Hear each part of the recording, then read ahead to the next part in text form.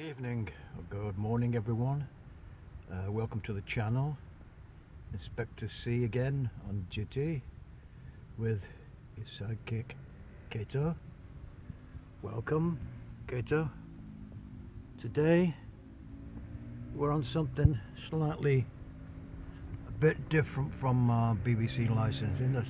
Sorry about the noise in the background, but we're on a stakeout.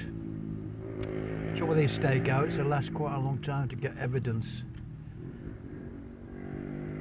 and my partner, my assistant's getting a bit impatient. He wants to go on the park, of course, for his well, I'll explain to you later, but what it is, basically, somebody's fouling the park, not with dog poo or anything like that, but there's a gentleman or lady person coming, put in food for the birds or anything on the park,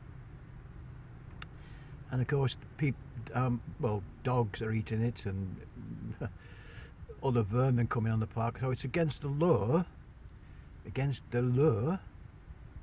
to foul the public park.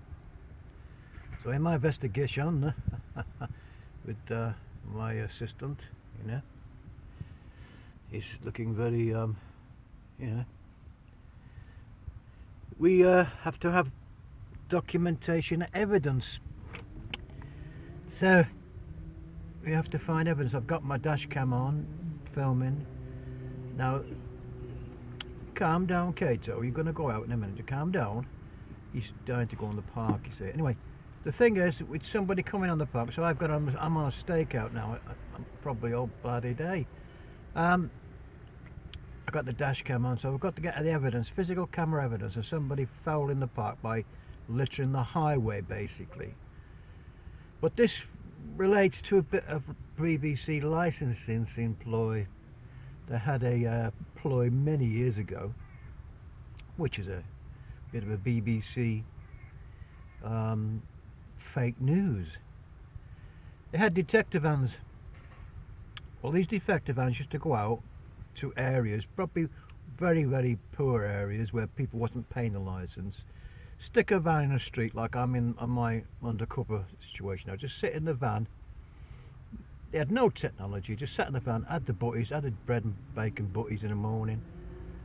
So the people in the street where they may have know in the street there's, say, 7 people that hadn't paid the license. So they send the goons out to knock on the door, just give them a warning. But they had a van parked up saying, they knew that people in this street were, say they had, because they had the heavy household under detection who hadn't paid. They set the vans around and just parked the vans up and tried to scare people, like this gentleman here in this house. I pan round, he's got an area on the roof. Now, obviously, if there wasn't somebody in, they knock on and leave a letter and stuff like that, targeting certain areas. But the van used to scare a lot of people, because people here who hadn't paid, in this street, say the licensed van's been round, so fear used to spread by people, and that's all it was. So the vans were just scaremongering tactics. So in this day and age now, obviously they're not going to do it anymore. Otherwise, if it was working in operation, it'd still be using it now. There'd be vans everywhere, because they're obviously losing roughly 500 people a day. If it's around 500 people a day they're losing, that's 3,000 or 4,000 a week. So it's like 200,000 to 200,000, 300,000 a year. So that's just an average, rough. And these people are not paying, whether they were over 75, 60s, 70s, or what, my age, and like myself, a legally licensed free community. So the vans might come back. You never know. But the technology they have now, if you have the internet, you've got a Wi-Fi. Most TVs have a Wi-Fi connection in the built-in now. If they wanted to find out whether you were tuned into the the BBC iPlayer without a license. They would have to get a computer software. So I'm outside this gentleman's house now. We know he's got an aerial on the roof. We know. Please apologise if whoever lives there. I don't know. I don't know the gentleman. I'm just doing this as an example.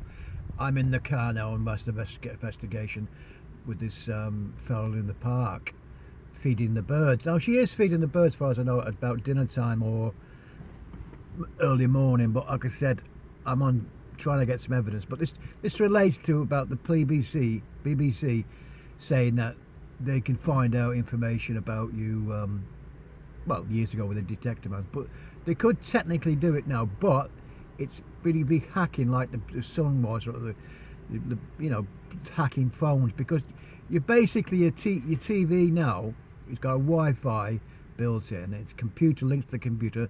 I'm on my phone now. My phone's got Wi-Fi. So if you can imagine your TV in your front room, in your house, in this, I'm not going to pan to that gentleman's house, but the house is on the side of me now. I'm just in my car. If I had the software to hack into the Wi-Fi, it technically could be done if you know how to do it. But that's why I was saying to you on this channel now, you have to get if you're on the internet, get yourself a VPN, which is a virtual private network.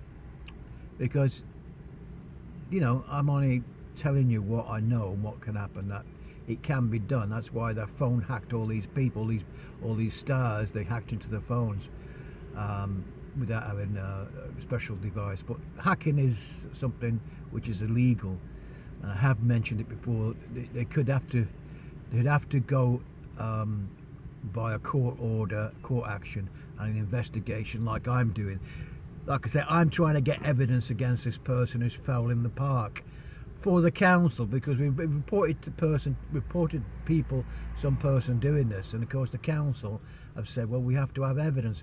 We can't afford to put a person on the park 24/7 to get the documentary filming evidence, or we can put cameras up. They were going to put some cameras up on the trees here, saying that surveillance in operation, but that's some technical law that they can't do that, because that's what they're saying anyway. But we've reported that all the dog guys on here will come with the dogs, and I mean Kayto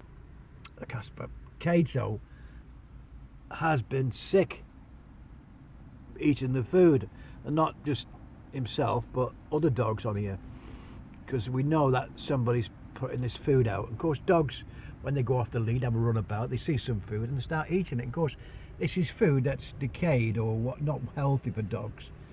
So the dogs are getting, you know, have to go to the vets and stuff like this. So I'm under the investigation today, you know, with Kayto, and at the moment nothing's happening.